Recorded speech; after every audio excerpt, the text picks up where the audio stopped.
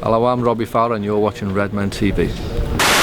Hello and welcome to the very first match reaction of the Brendan Rodgers regime at Liverpool Football Club. Tonight we saw the Reds draw 1-1 with Toronto in the opening pre-season game. Let's have a little bit of a look at your Facebook comments before we get stuck into a tad more analysis. Stefan Pavlik says, impressed by our youngsters Scouse, Sterling, Shelvey, Robinson, Wilson have all bright future ahead. Yes. Corey Evans says, I missed the game and from what I can see everyone is hating on Joe Cole. Was he really that bad? We shall find out. Yes. Sean Drennan says, Sterling, Alberto, Pacheco, Suso, Robinson were all impressive. James McManagan, little bit of a down note here, says tiki-taka is not exciting. Davy Hendrick to round us up, and perhaps a little bit of a reaction to Mr. McManagan's comments. If you're bitching about tonight's result, then you simply don't understand football and should probably go away and come back around October. Yeah, I mean, come on, pre-season friendly, first pre-season friendly as well. Obviously there's only so much you can sort of take from a game like that, but I actually think in some respects, compared to pre-season to the past, I thought it was fascinating. I don't know where people got boring from. I don't think we've won over any of our American cousins who perhaps used to games that have, double and triple figure scores in them. By all accounts, I don't think that's going to be the kind of game that wins them round to the world of soccer. But if you like footy and you like Liverpool and you're excited to see a few of our youngsters in action, excited to see how Rodgers sets his team up, then I thought it was fascinating.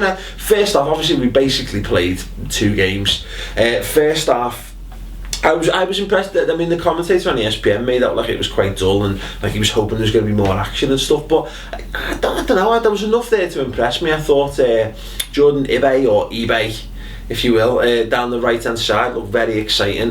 Very raw by all accounts. I don't think we should expect to see him anywhere near the first team next season just based on that performance.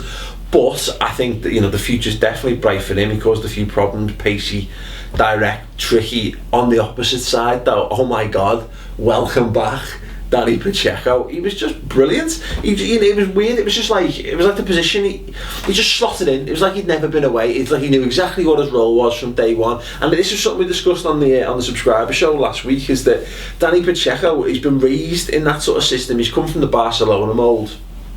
He's played in Liverpool's youth side where they played similarly. He's played in the Spanish under 19s and so on, where they play that sort of formation. He played that position for them in the under 19s World Cup, was it? And was player of the tournament, got the golden boot. So fantastic to see him, again, he looked tricky, direct. He held up the ball very well as well, didn't lose possession easily, got into some great positions, dropped the shoulder, skinned a couple of men, Okay, again, final ball, not brilliant, and as we said in commentary, maybe could have been a little bit more direct and had a couple of pops himself, but you know what, you can't complain. In that sort of system, it's about being unselfish to a certain extent, and he's done that. I think maybe if he gets a little bit more confidence back, he can be a bit more of a ball greed, because in that position Suarez would be. So hopefully we'll see a little bit more from Danny Pacheco, but no, very, very good to see him back. It was a weird one because the midfield, Charlie Chad, Adam and Alberto Aquilani, everyone's been crying out for Aquilani to come back, get a go. Charlie Adam coming for all kinds of stick last season. I don't think either of them particularly impressed. A few people have said Aquilani, but I think it's because we're so desperate to see Aquilani be good in some respects. Maybe it's just a case of the money we spent on him, but we also the fact that we've seen good stuff from him. We know he's performed well for 2 of the top sides in the Serie A in the past 2 seasons. When he was out on loan. Amazing business, by the way. So no, I think maybe we're trying to force that. I don't think he was great. I don't think he did anything particularly impressive. His work rate was lacking a little bit for me. Charlie Adam, a little bit better, but again, not magnificent. The team were playing there. We weren't playing a particularly good side, and both Toronto and the 11 that we put out on the pitch. Charlie Adam and Alberto Aquilani should have been head and shoulders above everyone else on that pitch, with the exception of maybe Torsten Frings for the opposition, but I don't think they quite were. Nice little pass here and there from Charlie Adams, similar from Aquilani, but didn't set the game alight for me. I was more impressed, to be perfectly honest, by Jay Spearing, and I know there's groans the world over, oh, Spearing, he was fine, he was tidy, you know, he was winning the ball back, he was making himself available for the passes, and that's key. In that system, you know, pass and move, tiki-taka, you know, there always needs to be an option, and Jay Spearing was always an option. He always wants the ball, he doesn't hide. He never hides in a game, and that's one good thing he's got going for him. And he's very good. His short distribution's excellent as well. I thought he was the best. And whether that's an indictment of how poor the attacking players were in that middle three, I don't know. Whether it's just that Jay Spearing was good. Again, we can talk about this in detail. We'll come on to more of this on the show on Wednesday night. But let's have a look at talk about the second half. Far better. I think a lot more exciting from the Reds. Okay, yeah, we can see that the goal. Galaxy getting criticism, I don't know, he should probably push that away further. He gets down low to his right, he makes a good stop. I think if the back four are playing a little bit deeper, you know, a year ago, 2 years ago, we'd have probably swept that up, no problem. But obviously your back four, we're meant to be playing a higher line, we're meant to need more of a sweeper keeper, yada yada yada. Either way, you know, we should probably get another 4 or 5 yards on the tip away. From a goalkeeper perspective, decent save, but he probably have done better.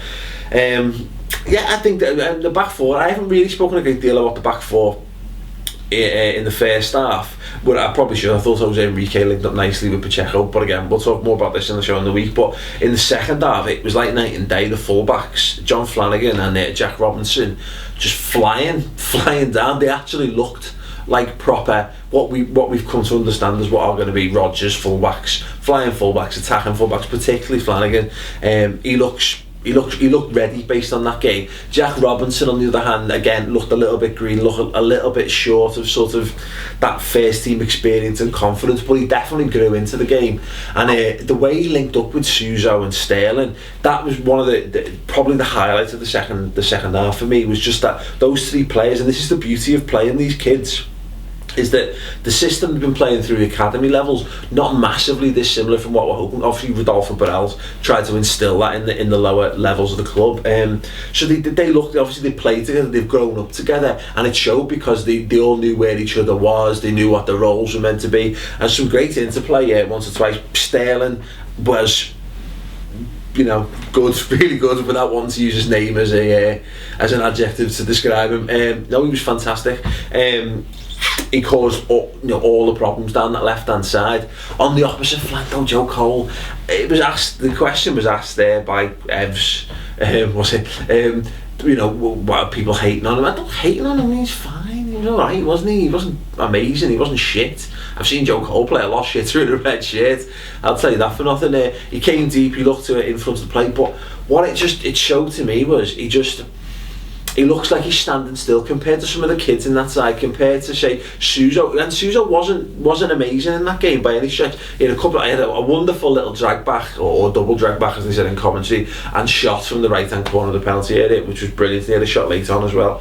He was fine. But Joe Cole, when you compare him to Sterling on the other side, and you compare him to the likes of Suso, you're thinking, give him the choice. I mean, it's great to have players of experience in that in your side, and we definitely need to have experience in the squad. But I don't know. Joe Cole's got a lot to do this pre-season, I think, if he wants to play his side in a red shirt next season. Adam Morgan, got to say, I mean, didn't do a great deal throughout the game, but, you know, scored, got his name on the score sheet, which is what you want a centre forward to do. At the end of the day, he was in the right place at the right time. Striker's instinct, something that was sorely lacking from our centre forwards last season. So, you know, what can you say? Centre forward, gets a game, gets a goal, done his job, brilliant. Yes, we can discuss this game at length, and we will do, trust me, as well as all the latest Liverpool news and transfer news and speculation and anything else that's gone on in the fabulous world of football between now and then on our subscriber show. It's on the redmentv.com, free for the month, as you well know, I'm sure by now. Try it, like it, keep it, hate it, cancel it, get on with your life, we know this. What I have to do though before I leave is give a man of the match for the first half. I think head and shoulders, Danny Pacheco, gotta be him. Second half, John Joe Shelvey. Now, I know people are going to be clamouring for Raheem Sterling there, and could quite easily have been in, but no, Shelvey thought he was head and shoulders the best player on the park. Ran the show from midfield, showed maturity that I think we was lacking a little bit last season. Great tan as well, magnificent. Tattoos coming along nicely. No, I thought he was brilliant. You know, won a couple of key tackles, got stuck in, always made himself available, rarely misplaced a pass. Just showed us he was better than you know. I was saying Spearing was probably the best of the three in the first half. He was better than all of them put together, you know, so great to see him hopefully sign a new contract and really boost his confidence, and we see more of that next season. Anyway, thanks very much for watching. I'll quit rambling now while I'm ahead. Hope you all enjoyed the game. If you've not seen it, go and check it out. Definitely worth a watch. Some fascinating stuff on display. Great to see some exciting talent as well coming up through the youth ranks. Thanks for watching. We'll be back, as I said, on the subscriber show next week. We've also got interviews with Robbie Fowler and Ian Rush. If I haven't plugged that enough, get on them. So it's another little bonus for you wonderful subscribers out there. If not, of course, we'll put some free bits and bobs out for you, including the transfer room roundup. So stay tuned for that on the YouTube channel and on the website. Thanks for watching. Good night.